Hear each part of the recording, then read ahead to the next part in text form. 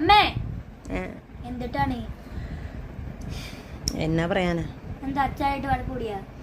ഓ, അച്ചായിട്ട് വഴക്കൂടിട്ടൊന്നല്ല. പിന്നെ ഞാൻ ആ ജിൻഡോയ്ക്ക് ഫസ്റ്റ് കിട്ടണമെന്ന് ഞാനിങ്ങനെ ആലോചിച്ചുകൊണ്ടിരിക്കുക. ജിൻഡോ ഫസ്റ്റ് വരണം.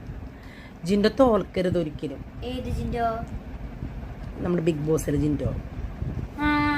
ജിൻഡോ ജിൻഡോ എനിക്ക് ജിൻഡോനെ ഇഷ്ടം. എനിക്ക് ജാസ്മിനെ ഇഷ്ടം. ജിൻഡോ തോറ്റു.